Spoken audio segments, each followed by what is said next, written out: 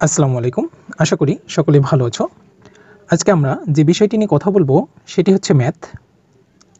আমরা যদি ষষ্ঠ থেকে দশম শ্রেণীর ম্যাথ বইটা খুলি তাহলে আমরা দেখতে পাবো প্রত্যেকটা বইয়ের ৩টি অংশ রয়েছে। অর্থাৎ প্রত্যেকটা ম্যাথ বইয়ে ৩টি অংশ রয়েছে। একটি হচ্ছে পাটিগণিত অংশ, অপরটি হলো বীজগণিত অংশ এবং আমরা পাবো কি জ্যামিতিক অংশ। এই ৩টি অংশ নিয়ে ষষ্ঠ থেকে দশম শ্রেণী পর্যন্ত প্রত্যেকটা ম্যাথ বইয়ে এই ৩টি করে অংশ রয়েছে। এই ৩টি অংশ নিয়েই আমরা কি পাবো, একটা পূর্ণাঙ্গ ম্যাথ বই পাবো। সেটা হতে পারে ষষ্ঠ শ্রেণীর, সপ্তম শ্রেণীর, অষ্টম শ্রেণীর এবং হতে পারে নবম দশম শ্রেণীর। আমরা চেষ্টা করব প্রত্যেকটা অংশই, পাটিগণিত অংশ, বীজগণিতিক অংশ, জ্যামিতিক অংশ, প্রত্যেকটা অংশই আমরা কভার করতে ইনশাআল্লাহ। আমরা প্রথমে যে বিষয়টা দিয়ে শুরু করতে যাচ্ছি সেটা হচ্ছে জ্যামিতি অংশ। আমরা এই জ্যামিতি অংশ দিয়ে শুরু করব। তেমনি এই জ্যামিতি শুরু করার পূর্বেই, জ্যামিতি আমরা একে ইংরেজিতে বলবো জিওমেট্রি। এই জ্যামিতি শুরু করার পূর্বেই আমাদের কিছু প্রতীক বা স্যাম্বলের সাথে পরিচয় হতে হবে। আমাদেরকে কী করতে হবে, এই জ্যামিতি অংশটা শুরু করার পূর্বে আমাদেরকে এই প্রতীক বা স্যাম্বলের সাথে কি হতে হবে, পরিচয় হতে হবে।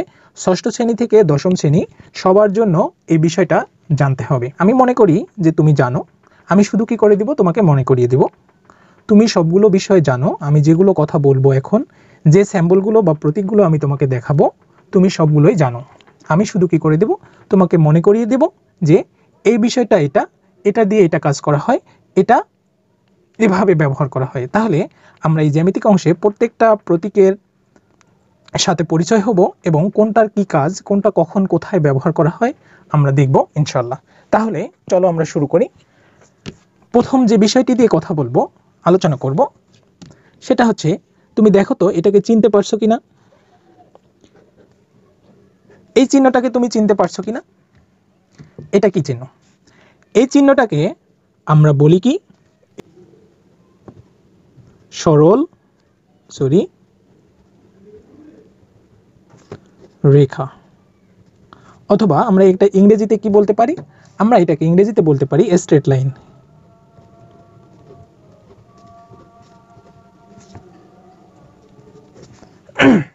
এটাকে আমরা বলবো কি সরল রেখা অথবা স্ট্রেট লাইন। দেখো এটা একটা সরল রেখা, এটা একটা কি সরল রেখা, এটাকে আমরা ইংরেজিতে বলবো স্ট্রেট লাইন। আমরা যদি বলি এ বি, এ এবং বি এর উপর এরকম একটা চিহ্ন দেওয়া আছে, অর্থাৎ আমরা বুঝবো এ বি একটি কি সরল রেখা, এ বি একটি কি সরল রেখা যার কি নেই কোনো প্রান্ত বিন্দু নেই। দেখো এর কোনো কি নেই, শেষ নেই। অর্থাৎ এটি কি হবে, এ বি এটি চলতেই থাকবে, এটি অসীম। এ এবং বি এটি এ দিকে চলতেই থাকবে, বি এদিকে চলতেই থাকবে, অর্থাৎ এর কোনো শেষ নেই। এটাকে আমরা বলবো স্ট্রেট লাইন। এ এবং বি এর উপর যদি এই চিহ্ন দেওয়া হয় তাহলে আমরা বুঝবো এ বি কি অসীম, অর্থাৎ এটা কি হবে, চলতেই থাকবে। এবার তুমি দেখো এই চিহ্নটাকে চেনো কিনা, এটা কি পরিচিত পরিচিত লাগে? হ্যাঁ, লাগতেই পারে, লাগাটাই স্বাভাবিক। তাহলে এটা কি, এটা হচ্ছে রশ্মি। তাহলে এটাকে আমরা কি বলবো, এটাকে আমরা বলবো রশ্মি,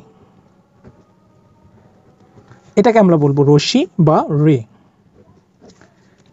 এখন আমি যদি তোমাকে বলি এ বি এর উপর এরকম একটা চিহ্ন দেওয়া আছে, তাহলে তুমি এটা থেকে কি বুঝবা, এটা থেকে বুঝবা যে একটা কি দেওয়া আছে, রশ্মি আছে, একটা রশ্মি আছে যার একটা কি আছে, একটা প্রান্ত বিন্দু আছে, একটা প্রান্ত বিন্দু আছে এ থেকে বি এর দিকে, এটা যাচ্ছে এ থেকে বি এর দিকে।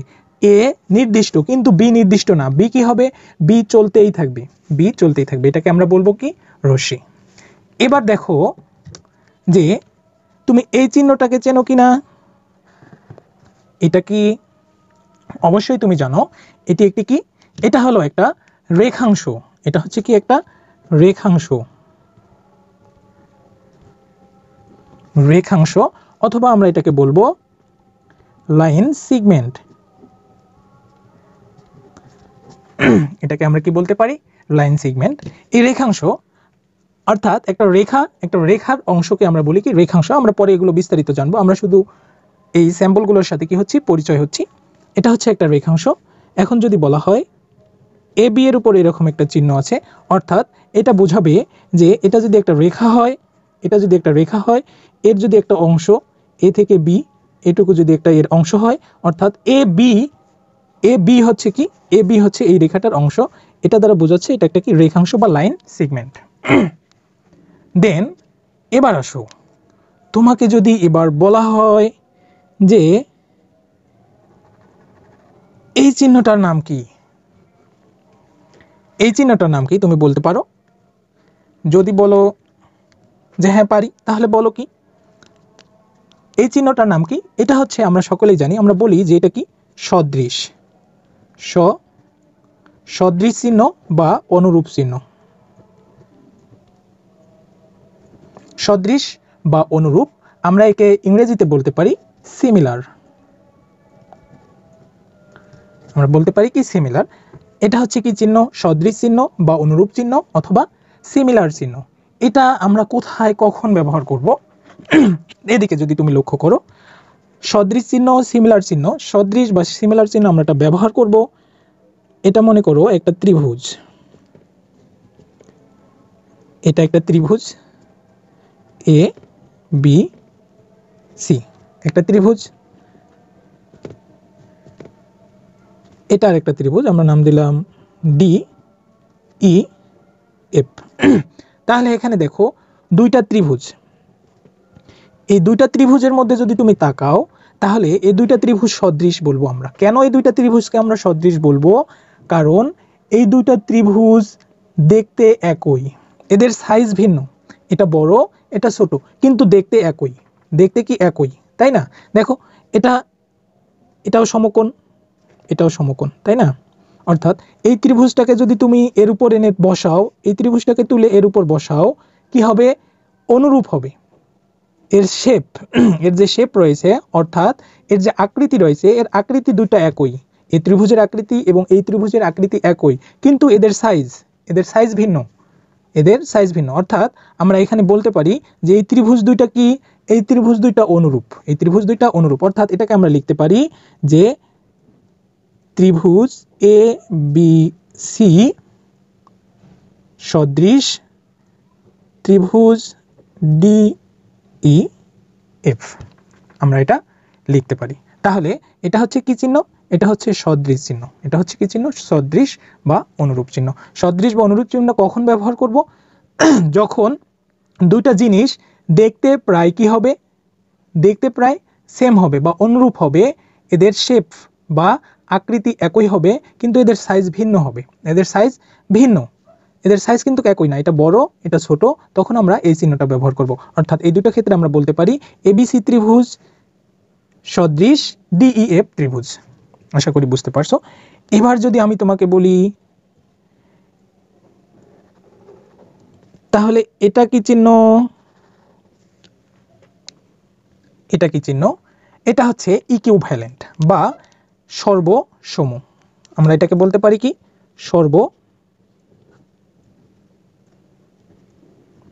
সর্বসম, অথবা বলতে পারি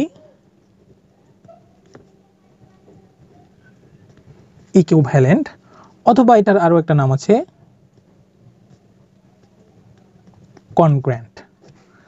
আমরা জানি যে এই চিহ্নটার নাম কি? সর্বসম। এই সর্বসম চিহ্নটা আমরা কোথায় ব্যবহার করব? এই সর্বসম চিহ্নটা আমরা ব্যবহার করব যে, আমরা মনে করলাম একটু আগেই যেটা দেখলাম, যে মনে করো এটা একটা ত্রিভুজ,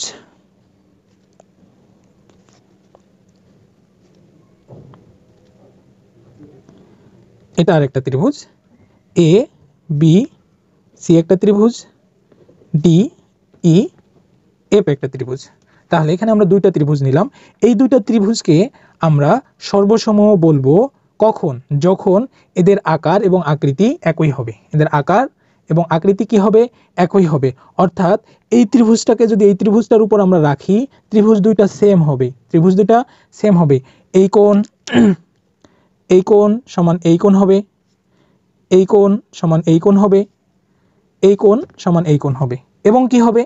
এ বাহু এ বি বাহু সমান ডিই বাহু হবে, বিসি বাহু সমান ইএফ বাহু হবে, এসি বাহু সমান ডিএফ বাহু হবে। অর্থাৎ এই ত্রিভুজটার যদি আমরা এরকম করে লিখি যে কি হবে, এবি বাহু সমান হবে ডিই বাহু, তারপর বিসি বাহু সমান হবে এই ত্রিভুজটার ইএফ বাহু, আবার কি হতে পারে এসি বাহু সমান ডিএফ বাহু। তাহলে প্রত্যেকটা বাহু সমান হবে এবং কি হবে, এই কোণগুলো সমান হবে, প্রত্যেকটা কোণ কি হবে, সমান হবে। যদি এরকম হয় তাহলে এবং কি হবে, এবং কোণ সমান হবে, কোণ কি হবে, সমান হবে, প্রত্যেকটা কোণ সমান হবে। যদি এরকম হয় তাহলে আমরা বলবো যে ত্রিভুজ এ বি সি সর্বসম ত্রিভুজ ডিই এফ। আশা করি বুঝতে পারছো।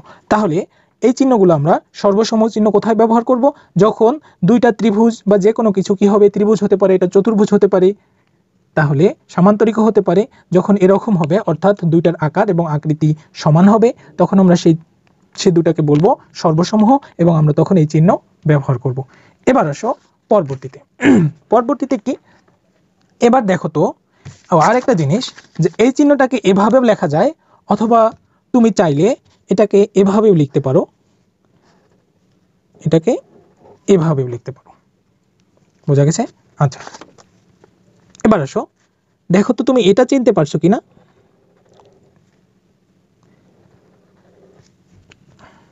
এটা চিনতে পারছো না, এটা একটু খারাপ হলো দেখতে। এরকম চিহ্ন তুমি পাবা, যে এটার নাম কি, এটার নাম হচ্ছে অলমোস্ট ইকুয়াল। এটা হচ্ছে কি অলমোস্ট ইকুয়াল।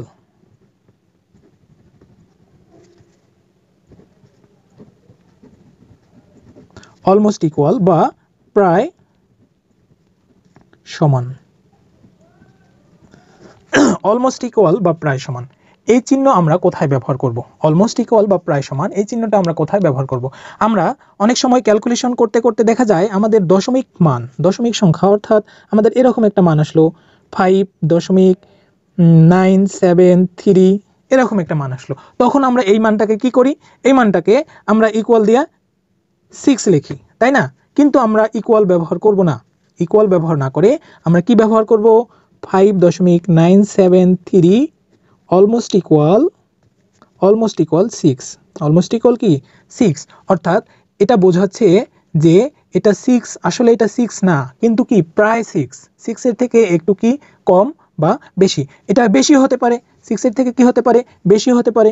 যদি এরকম হতো 6.001, তাহলে এটাকে আমরা কি করতাম, এটাকে আমরা অলমোস্ট ইকুয়াল চিহ্ন দিয়ে বা প্রায় সমান চিহ্ন দিয়ে এটাকে আমরা 6 লিখতাম, এটাকে আমরা 6 লিখতাম। তাহলে অলমোস্ট ইকুয়াল এই ক্ষেত্রে ব্যবহার করা হয়, অর্থাৎ একটা জিনিস এক্স্যাক্টলি ওইটা না, এটা আসলে কি না 6 না, এটা 6 না, 6 থেকে কি একটু কম, 6 থেকে একটু কম বা 6 থেকে একটু বেশি। এই ক্ষেত্রে আমরা এক্স্যাক্ট ওই জিনিসটা লেখার ক্ষেত্রে এই অলমোস্ট ইকুয়াল বা প্রায় সমান চিহ্নটা ব্যবহার করি। আশা করি বুঝতে পারছো। এবার আসো আমরা আলোচনা করব যে খুবই একটা গুরুত্বপূর্ণ বিষয় আমরা আলোচনা করব। এবার আমরা আলোচনা করব যে এই যে এই চিহ্নটা তুমি চিনতে পারছো, এটা কি চিহ্ন, এটাকে আমরা বলি কি, এটাকে আমরা বলে থাকি যে সমান, তাই না? এটাকে আমরা অনেকে বলি সমান, আবার অনেকে বলি সমান সমান, ইংরেজিটার নাম হচ্ছে কি ইকুয়াল। এটাকে আমরা অনেকে বলি সমান অথবা অনেকে কি বলি সমান সমান। এই চিহ্নটা আমরা কখন ব্যবহার করব? এই চিহ্নটা আমরা ব্যবহার করব যে মনে করো x ইকুয়াল 5, y ইকুয়াল 5, তাহলে এখান থেকে আমরা লিখতে পারি যে x ইকুয়াল y, অর্থাৎ x এবং y কি, x এবং y দুইটা সমান, x এবং y দুইটা কি সমান। আমরা কোনো দুইটা জিনিসের সাথে যখন তুলনা করব, যদি ওই দুইটা জিনিস কি হয়, একই হয় অর্থাৎ সমান হয়, তখন আমরা এই সমান সমান চিহ্নটা কি করব, ব্যবহার করব। এবার আসো এই চিহ্নটা কি, এটা যদি সমান সমান হয় তাহলে এটা কি, এটা হচ্ছে নট ইকুয়াল বা সমান নয়। এটাকে আমরা বলবো কি নয়, সমান সমান নয়, অর্থাৎ এটা কি নট নট নট ইকুয়াল সমান নয়। অর্থাৎ এই জিনিসটা আমরা কখন ব্যবহার করব? মনে করো এবার বলল এক্স ইকুয়াল 6 ওয়াই ইকুয়াল 7, তাহলে তুমি কি এবার লিখতে পারো এক্স ইকুয়াল ওয়াই? না, তুমি কোনোভাবেই এক্স ইকুয়াল ওয়াই লিখতে পারো না, কারণ এক্স আর ওয়াই কি নয়, সমান নয়। অর্থাৎ তুমি এখানে লিখতে পারো X not equal Y, X not equal Y, অর্থাৎ এই দুটো জিনিস কি নয়, সমান নয়। তাহলে এসব ক্ষেত্রে কি ব্যবহার করা হয়? এই চিহ্ন ব্যবহার করা হয়। এবার আসো, এই চিহ্নকে আমরা সচরাচর এভাবেই লিখি, কিন্তু এই চিহ্নকে আরও লেখা যায় যে এটা সমান নয়, সমান নয়। এই চিহ্নকে তুমি এভাবেও লিখতে পারো। এই চিহ্নকে যদি তুমি এভাবে লেখো তাহলে এটা মানেও হচ্ছে কি নয়, সমান নয় বা নট ইকুয়াল। অথবা তুমি এটাকে এভাবেও লিখতে পারো, এটা হচ্ছে কি ফ্যাক্টোরিয়াল চিহ্ন, ফ্যাক্টোরিয়াল চিহ্নর পর যদি ইকুয়াল দাও তাহলে এটাও, এটা অর্থ, এটা অর্থ এবং এটা অর্থ, তিনটা অর্থই সেম, তিনটা অর্থই সেম, অর্থাৎ কি নয়, সমান নয়, সমান নয়, অর্থাৎ নট ইকুয়াল। তুমি চাইলে এটাকে এভাবে লিখতে পারতা যে এক্স নট ইকুয়াল ওয়াই, অর্থাৎ এক্স এবং ওয়াই সমান নয়। তুমি চাইলে এক্স ফ্যাক্টোরিয়াল তারপর ইকুয়াল ওয়াই, অর্থাৎ এটা অর্থও কি নয়, এক্স এবং ওয়াই সমান নয়। কিন্তু এগুলা সাধারণত ব্যবহার করা হয় না।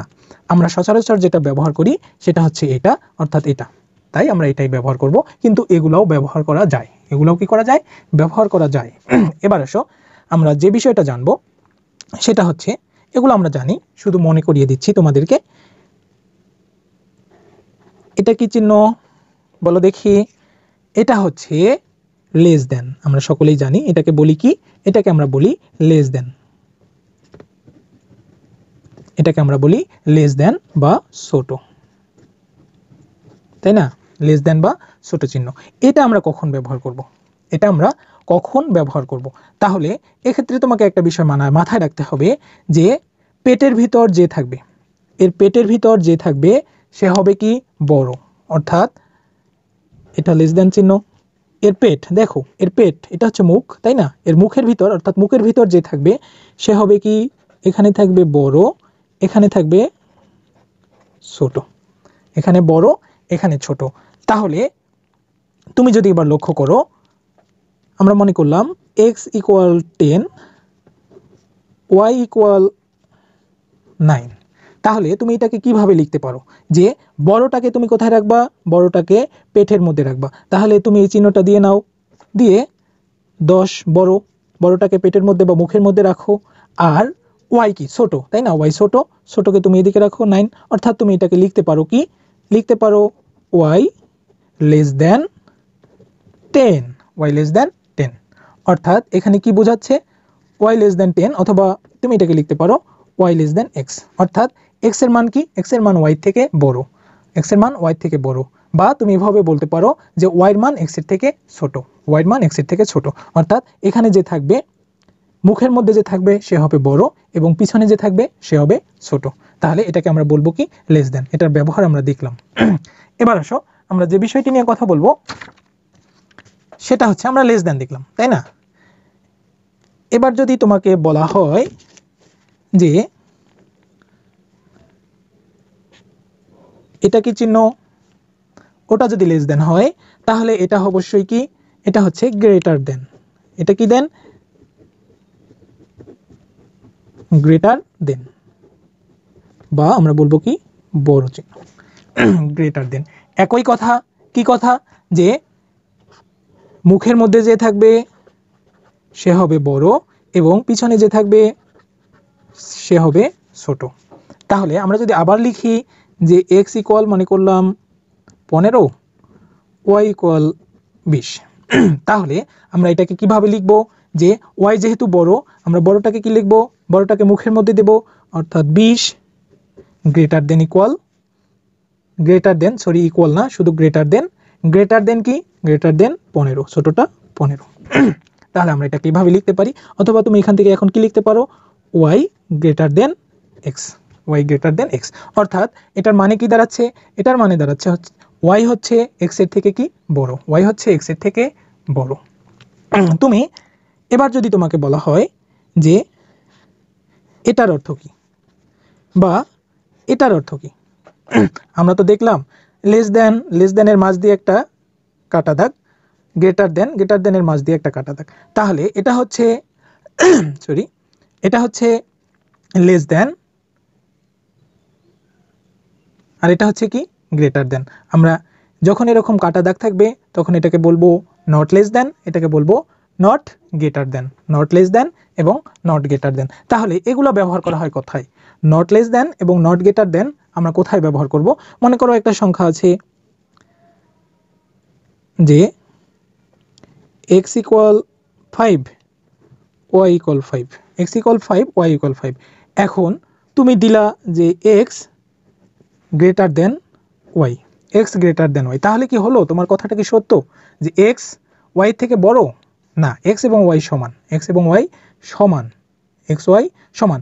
অথবা তাহলে এটাকে লেখা যায় নট গ্রেটার দেন। অথবা যদি এরকম থাকতো যে এক্স ইকুয়াল 10 ওয়াই ইকুয়াল 7, এখন তুমি এটাকে লিখলা যে Y greater than X, Y greater than X. এটা কি আসলে সত্যি? না, কারণ ওয়াই এর মান যখন তুমি এখানে দিবা, ওয়াই হচ্ছে কি 7, এক্স হচ্ছে 10, তাহলে তুমি দেখো যে 7 কি 10-এর থেকে বড়? 7 কি 10-এর থেকে বড়? না, 7 10-এর থেকে বড় না। অর্থাৎ তুমি এটাকে কি দিতে পারো? Not greater than. অনুরূপভাবে তুমি লেস দেন চিহ্ন ব্যবহার করতে পারো। এটার ক্ষেত্রে যদি তুমি লেস দেন চিহ্নটা এভাবে দিতা, তাহলে আমরা লিখি এক্স লেস দেন যদি আমরা ওয়াই লিখি, এক্স লেস দেন ওয়াই, তাহলে এক্স এর মান কত? 10, ওয়াই এর মান কত? 7। 10-এর থেকে কি 7 বড়? না, বড় না। অর্থাৎ এটাকেও তুমি কি করতে পারো? নট লেস দেন এভাবে ব্যবহার করতে পারো। এবার আসো যে দেখো তো এটা চেনা চেনা লাগে কিনা। এখানে দেখো, এখানে দুইটা চিহ্ন ব্যবহার করা হয়েছে। এখানে কয়টা চিহ্ন ব্যবহার করা হয়েছে? দুইটা। একটা হচ্ছে less than plus equal, less দেন প্লাস ইকুয়াল মিলে তো কি হয়েছে? লেস দেন প্লাস ইকুয়াল মিলে হয়েছে less than equal, less than equal. তাহলে আমরা এটাকে বলবো less than or equal. Less than, এটাকে আমরা কি বলবো? এটাকে আমরা বলবো less than or equal, less than or equal to. তাহলে এটাকে আমরা বলবো less than or equal to. এটা আমরা কোথায় ব্যবহার করব? মনে করো এরকম একটা মান আছে যে x equal 5, y equal 7, x equal 5, y equal 7। তাহলে তুমি এটা থেকে কি লিখতে পারো? এটা থেকে তুমি লিখতে পারো যে x less than Y, X less than Y লিখতে পারো। কিন্তু তুমি কি এটাকে এভাবে লিখতে পারো? X less than equal Y, X less than equal Y লিখতে পারো? না, লিখতে পারো না। কেন? এক্স ওয়াই থেকে ছোট, আমরা মানলাম এক্স ওয়াই থেকে ছোট, কিন্তু সমান না, কিন্তু সমান না। তাহলে এই চিহ্নটা আমরা কখন ব্যবহার করব? কোনো অসমতার ক্ষেত্রে। কোনো অসমতার ক্ষেত্রে যদি এমন হয় যে এটি কি হয়, ওয়াই থেকে সমানও হতে পারে এবং কি হতে পারে, ছোট হতে পারে, তখন আমরা এই চিহ্নটা ব্যবহার করব। অর্থাৎ এগুলো হচ্ছে অসমতা চিহ্ন। আমরা অসমতার ক্ষেত্রে এগুলো ব্যবহার। যদি এরকম একটা ইকুয়াল থাকতো, সমীকরণ থাকতো যে 5 লেস দেন ইকুয়াল এক্স, অর্থাৎ এক্স এর মান কি? এক্স এর মান 5-এর সমান অথবা ছোট, এক্স এর মান 5-এর সমান অথবা ছোট। তাহলে এখান থেকে এক্স এর মান কি হতো? এক্স এর মান হতো 5, 4, 3, 2 dot dot dot dot minus infinity পর্যন্ত, মাইনাস ইনফিনিটি পর্যন্ত চলবে। তাহলে এরকম ইকুয়েশনের ক্ষেত্রে আমরা কি ব্যবহার করব? এই চিহ্নটা ব্যবহার করব, লেস দেন ইকুয়াল। অনুরূপভাবে আরেকটা চিহ্ন আছে কি, সেটা হচ্ছে গ্রেটার দেন ইকুয়াল। এই গ্রেটার দেন ইকুয়াল চিহ্নটা কিভাবে গঠিত হয়েছে? গ্রেটার দেন প্লাস ইকুয়াল মিলে তৈরি হয়েছে কি গ্রেটার দেন ইকুয়াল, সরি, তৈরি হয়েছে কি গ্রেটার দেন ইকুয়াল চিহ্ন। তাহলে এই চিহ্নটা আমরা কিভাবে ব্যবহার করব? অনুরূপ ক্ষেত্রে আমরা এই চিহ্নটা ব্যবহার করব। অর্থাৎ অনুরূপ ক্ষেত্রে কিভাবে? যে মনে করো তোমার দেওয়া আছে যে 10 গ্রেটার দেন ইকুয়াল ওয়াই, অর্থাৎ ওয়াই এর মান কি 10-এর সমান অথবা 10-এর থেকে বড়। তাহলে তুমি y এর মান লিখতে পারো 10-এর সমানও হতে পারে, অর্থাৎ 10ও হতে পারে, 10ও হতে পারে 10-এর থেকে বড়, 11, 12 dot dot dot dot dot plus infinity পর্যন্ত, প্লাস ইনফিনিটি পর্যন্ত প্লাস ইনফিনিটি পর্যন্ত হতে পারে। এটা হচ্ছে কি ইনফিনিটিভ চিহ্ন, এটা হচ্ছে ইনফিনিটিভ চিহ্ন। আমরা দুইটা জিনিস মনে রাখবো, অনেকেই ভুল করে থাকি যে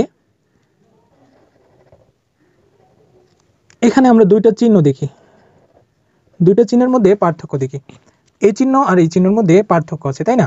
আমরা এই চিহ্নটাকে বলবো ইনফিনিটিভ চিহ্ন, অর্থাৎ ইনফিনিটিভ, অর্থাৎ কি যার শেষ নেই, ইনফিনিটিভ যার শেষ নেই, চলতেই থাকবে।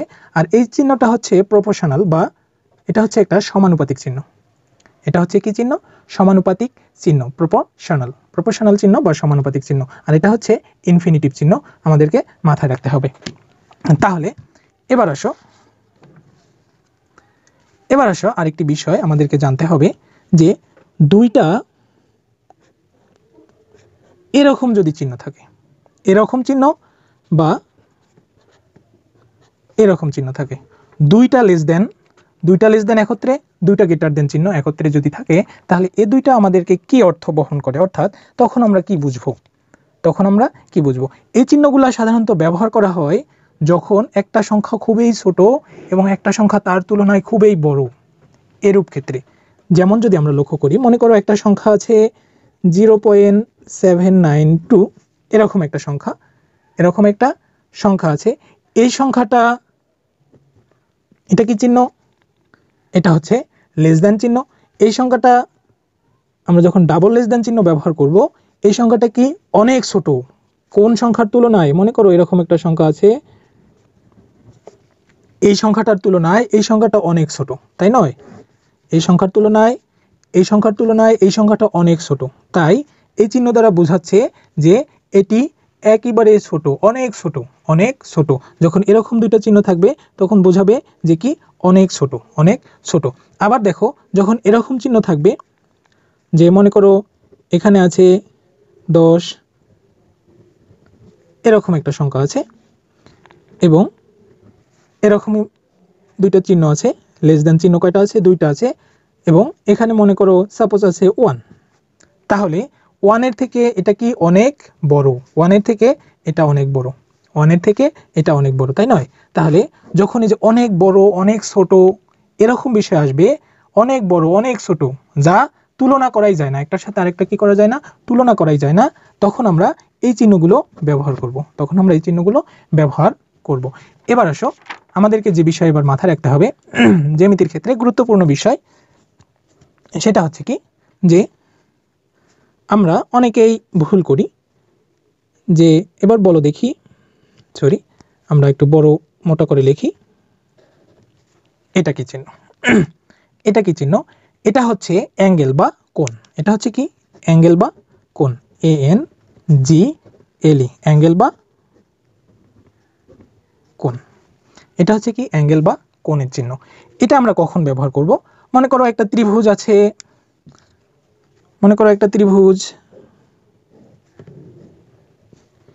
ABC ত্রিভুজ।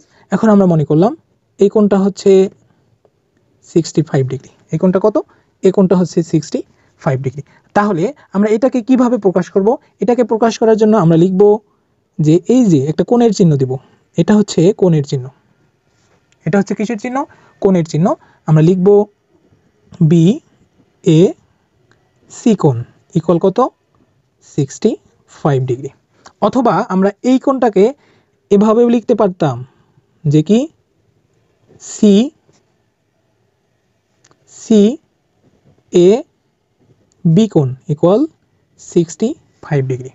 65 ডিগ্রি, অর্থাৎ কোণের চিহ্ন যখন তুমি দিবা তখন এটা হবে একটু বাঁকা এবং এটা হবে সোজা, এটা হবে বাঁকা, এটা হবে সোজা। তাহলে BAC কোণ ইকুয়াল 65 ডিগ্রি কোণ। আমরা অনেকে কি করি?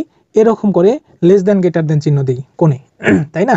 অনেকে কি করি? লেস দ্যান গ্রেটার দেন চিহ্ন দিই। অনেকে এভাবেই লিখি, এভাবে একটা চিহ্ন দিয়ে CAB কোণ ইকুয়াল 65 ডিগ্রি। আসলে এভাবে লেখা যাবে না, তাহলে কিভাবে লিখতে হবে? এভাবে লিখতে হবে, অর্থাৎ এটা হবে বাঁকা, এটা হবে কি সোজা। এটা হচ্ছে কি কোণের চিহ্ন, এটা হচ্ছে কোণের চিহ্ন। আশা করি বুঝতে পারছো। এবার আসো যে দেখো তো এই চিহ্নটাকে চেনো কিনা, এটা কিসের চিহ্ন? এটাকে অন্যভাবেও লেখা যায়, এটাকে তুমি এভাবেও লিখতে পারো অথবা শুধু এভাবেও লিখতে পারো। এটা কিসের চিহ্ন? এটা হচ্ছে রাইট অ্যাঙ্গেল, রাইট অ্যাঙ্গেল বা সমকোণের চিহ্ন। এটা হচ্ছে কিসের চিহ্ন? রাইট অ্যাঙ্গেল বা সমকোণ। রাইট অ্যাঙ্গেল বা সমকোণ এই চিহ্নগুলো আমরা কখন ব্যবহার করব? মনে করো এরকম একটা ত্রিভুজ, সাপোজ এটা ত্রিভুজ, এই ত্রিভুজটার এখানে এরকম একটা চিহ্ন দেওয়া আছে, অর্থাৎ এই কোণটা কি কোণ? সমকোণ। অর্থাৎ এই কোণটা হচ্ছে কি 90 ডিগ্রি। এই কোণটা কত ডিগ্রি? 90 ডিগ্রি। এটা যদি এ বি সি ত্রিভুজ হয় তাহলে আমরা কি করতে পারি? এখান থেকে লিখতে পারি যে এবিসি ত্রিভুজ একটা কি কোণ? সমকোণ। এবিসি ত্রিভুজের বি কোণ হচ্ছে সমকোণ। বি কোণ কি? সমকোণ, অর্থাৎ কি 90 ডিগ্রি। বি কোণটা সমকোণ। তাহলে আমরা এখান থেকে লিখতে পারি যে কোণ এ বি সি ইকুয়াল কি 90 ডিগ্রি। কোণ বিসি এ বি সি ইকুয়াল কত? 90 ডিগ্রি। তাহলে আমরা এই কোণের চিহ্ন এখানে এভাবে কি করব? ব্যবহার করব। অথবা তুমি চাইলে এই চিহ্নটা এভাবে না দিয়ে এভাবে দিতে পারতা, তুমি চাইলে এভাবে দিতে পারতা, তুমি চাইলে নাও দিতে পারতা। চাইলে কি করতে পারতা? এই চিহ্ন নাও দিতে পারতা, তারপরেও কি হতো? সমকোণ হতো। কেন সমকোণ হতো? কারণ এবি বাহু এবং বিসি বাহু একে অপরের উপর কি? লম্ব। যখন একে অপরের উপর লম্ব হয় তখন কি হয়? কোণটা অটোমেটিক কি হয়ে যায়? সমকোণ হয়ে যায়। আশা করি বুঝতে পারছো। এবার আসো আরেকটা জিনিস, যেহেতু লম্বর কথা আসলো, আমরা এই চিহ্নটাকে চিনি কিনা? এটা কি চিহ্ন? এটা হচ্ছে পারপেন্ডিকুলার বা লম্ব চিহ্ন। এটা হচ্ছে কি? লম্ব, বা ইংরেজিতে আমরা এটাকে বলবো পার পেন ডি কুলার, পারপেন্ডিকুলার বা লম্ব চিহ্ন। এই চিহ্নটা দেখো আমরা কখন ব্যবহার করব? পারপেন্ডিকুলার বা লম্ব চিহ্নটা আমরা কখন ব্যবহার করব? মনে করো এটা একটা ত্রিভুজ, এটা একটা কি? ত্রিভুজ এ বি সি ডি, এ বি সি ডি। তাহলে দেখো এ বি সি ডি ত্রিভুজে, এই ত্রিভুজে সিডি, এই যে সিডি রেখাটা আছে, সিডি রেখাটা কি করে? সিডি রেখাটা কি করেছে? এ বি এর উপর লম্ব, তাই না? সিডি রেখাটা এ বি এর উপর লম্ব। অর্থাৎ এটাকে আমরা যখন জ্যামিতির ভাষায় লিখব তখন আমরা কি লিখতে পারি? তখন আমরা লিখতে পারি যে সিডি লম্ব এ বি, সিডি লম্ব এ বি। আমরা এটাকে এভাবে লিখতে পারি, সিডি লম্ব এ বি, আমরা এটাকে এভাবে লিখতে পারি। অথবা তুমি চাইলে কি করতে পারো? এখান থেকে অনুরূপভাবে দেখো এটা কি কোণ? সমকোণ, তাই না? এটা সমকোণ, তাহলে এটাও কি 90 ডিগ্রি। এটা যদি সমকোণ হয় এটাও সমকোণ, এটাও কি সমকোণ। কেন সমকোণ? কারণ একটা আরেকটার উপর লম্ব, একটা আরেকটার উপর লম্ব। তাহলে আমরা এই লম্ব চিহ্নটা এভাবে কি করতে পারি? ব্যবহার করতে পারি। এবার আসো আমরা যেটা নিয়ে কথা বলবো, এবার আমরা যে বিষয়টা নিয়ে কথা বলবো যে দেখো তো এটা তুমি চেনো কিনা? এই চিহ্নটার নাম কি? দেখো এটা কি? একটা কোণ। কোণের মধ্যে কি করছো তুমি? মনে করো একটা কাটা ক্যাম্পাস দিয়ে বা পেন্সিল ক্যাম্পাস যেটাই বলো, রোলার ক্যাম্পাস দিয়ে তুমি কি করছো? এখানে একটা দাগ কেটেছো। তাহলে তুমি কি করেছো? এটা একটা কোণ, তাই না? একটা কোণ কি করেছো? পরিমাপ করেছো, একটা কোণ পরিমাপ করেছো। তাহলে এটাকে আমরা বলতে পারি পরিমাপকৃত কোণ। এটাকে আমরা কি বলতে পারি? পরিমাপকৃত কোণ, পরিমাপকৃত কোণ বা মেজার্ড অ্যাঙ্গেল। তাহলে এই চিহ্নটা আমরা কখন ব্যবহার করব? যখন তোমাকে অনেক ক্ষেত্রে সম্পাদ্যর ক্ষেত্রে হ্যাঁ সম্পাদ্যর ক্ষেত্রেই দেওয়া হয়, যে সম্পাদ্যের ক্ষেত্রে একটা কোণ তোমাকে বলে দেওয়া হলো যে একটা কোণ আছে এবিসিডি, একটা কোণ আছে 40 ডিগ্রি। তাহলে তুমি এই কোণটা কি করবা? আগে পরিমাপ করবা। পরিমাপ করে যখন তুমি এই কোণটা 40 ডিগ্রি লিখবা তখন তুমি কি করতে পারো? এই চিহ্নটা ব্যবহার করতে পারো। অর্থাৎ এরকম একটা ত্রিভুজ দেওয়া আছে, সাপোজ এই ত্রিভুজের এই কোণটা সাপোজ মনে করো এটা কত? 40 ডিগ্রি এ বি সি। এবিসি ত্রিভুজের এই কোণটা কি 40 ডিগ্রি। সম্পাদ্যর ক্ষেত্রে তোমাকে বলে দেওয়া হলো যে এবিসি ত্রিভুজের কোণ C A B equal 40 degree. তাহলে তুমি কি করলা, এই কোণটা পরিমাপ করলা, পরিমাপ করে তুমি কি করলা, এটা 40 ডিগ্রি লিখলা। তখন তুমি কি করবা, এই কোণটাকে এভাবে লিখতে পারো, অর্থাৎ এটাকে এভাবে দিয়ে এভাবে লিখতে পারো যে সি এ বি কোণ ইকুয়াল কি 40 ডিগ্রি।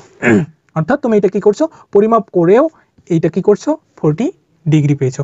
অথবা তোমাকে বাইর করতে বলতে পারে যে বি কোণটা কত, বি কোণটা কত, তাহলে বি কোণটা কি কত তুমি এটা অবশ্যই বাইর করতে পারবা পরিমাপ করে। তাহলে যেহেতু তুমি এটা পরিমাপ করে বাইর করলা, সাপোজ মনে করলাম বি কোণটা পরিমাপ করে তুমি বাইর করলা, পাইলা ওরকম 45 ডিগ্রি, তাহলে তুমি কি করবা যে কোণ A B C equal 45 degree.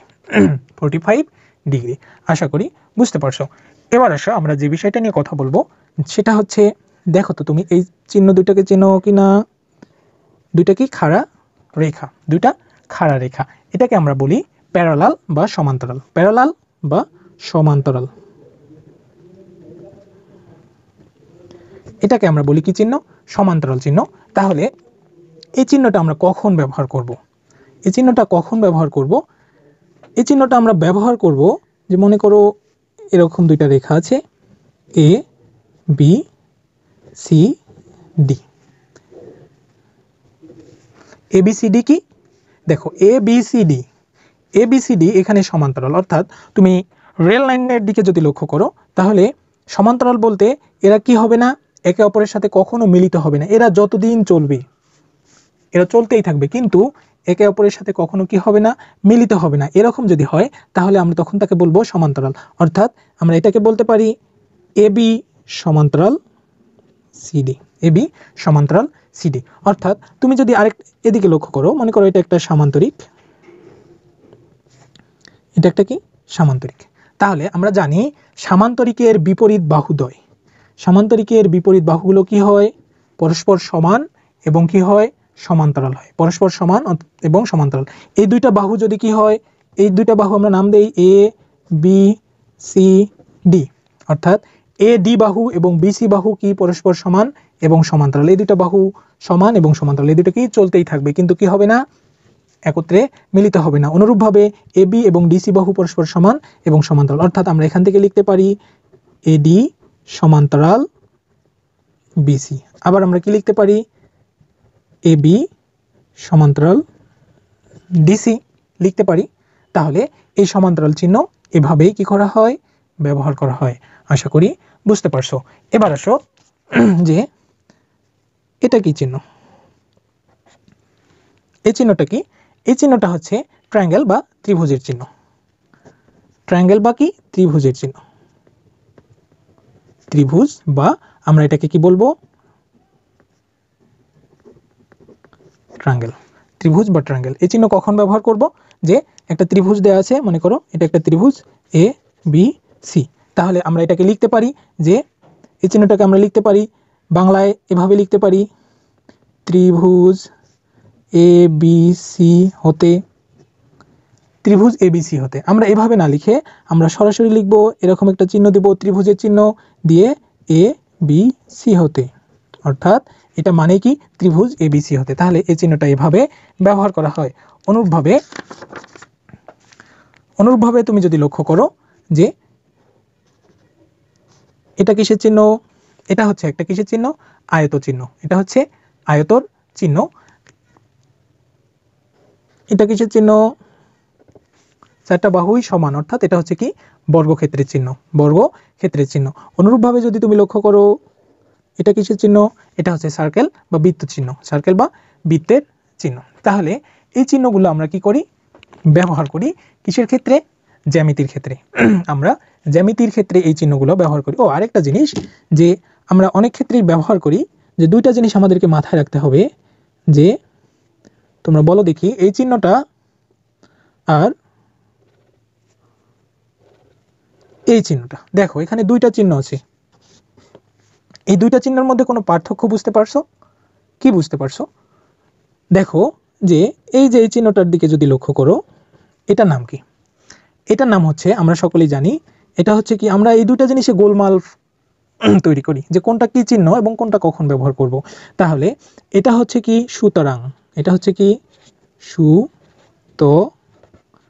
Sorry আমরা চিকন কলম দিয়ে লিখি, এটা হচ্ছে কি সুতরাং বা অতএব, সুতরাং বা অতএব। ইংরেজিতে আমরা বলবো কি দেয়ারফর, অথবা কি বলবো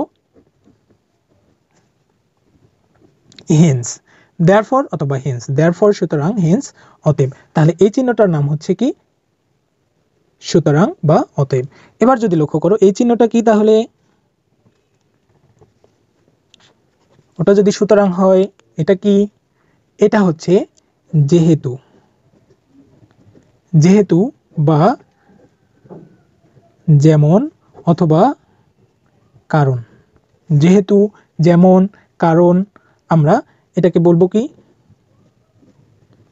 বিকজ, কি বলবো বিকজ, অথবা এটাকে বলবো সিন্স, বিকজ অথবা আমরা কি বলবো সিন্স বলবো। এবার আসো এই দুইটা চিহ্ন আমরা কখন কোথায় কোনটা ব্যবহার করব, কখন কোথায় কোনটা ব্যবহার করব। তাহলে এই দুটো চিহ্নের যদি তুমি ব্যবহারের লক্ষ্য করো, তাহলে মনে করো তোমাকে এরকম একটা সমীকরণ দেয়া আছে, যে এরকম একটা সমীকরণ দেয়া আছে y স্কোয়ার ইকুয়াল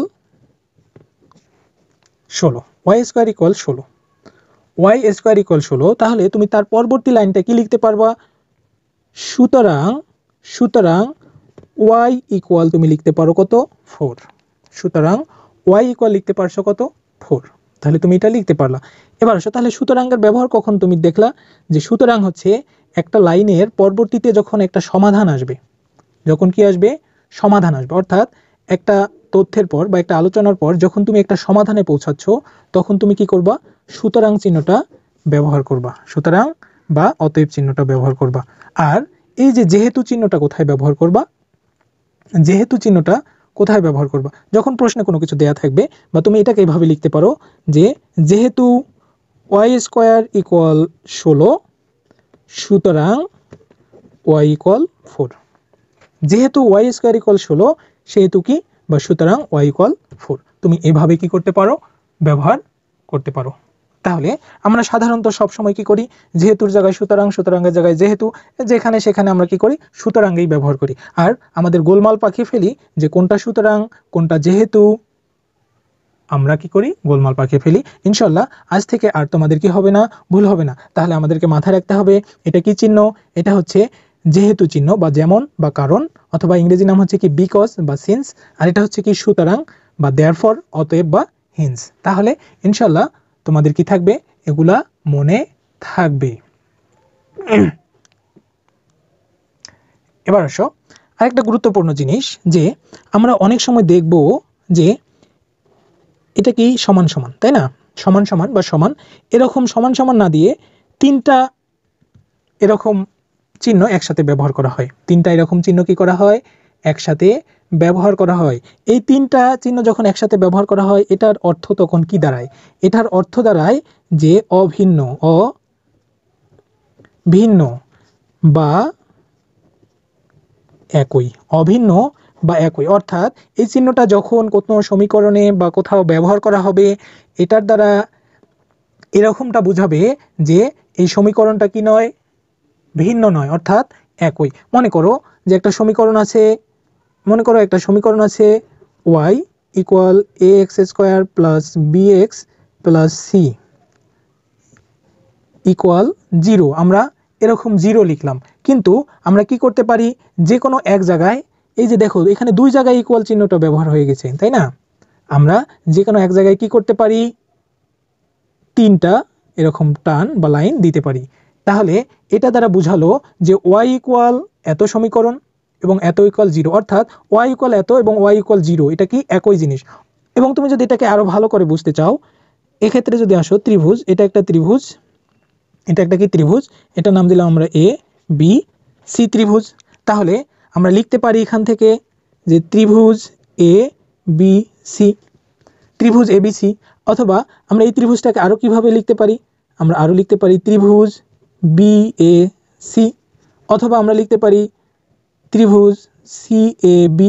তাহলে দেখো আমরা এইভাবে এই ত্রিভুজটাকে সংজ্ঞায়িত করতে পারি বা ত্রিভুজটাকে এভাবে আমরা তুলে ধরতে পারি। অর্থাৎ দেখো এই ত্রিভুজ এই ত্রিভুজ এই ত্রিভুজ, এই দেখো আমরা তিনভাবে এখানে করলাম। তাহলে এই ত্রিভুজটা কি আলাদা? এখানে কি তিনটা ত্রিভুজ আলাদা? না, তিনটা ত্রিভুজই এক। অর্থাৎ আমরা এটাকে লিখতে পারি ত্রিভুজ এ বি সি, এরকম তিনটা লাইন দিয়ে আমরা লিখতে পারি ত্রিভুজ বি এ সি।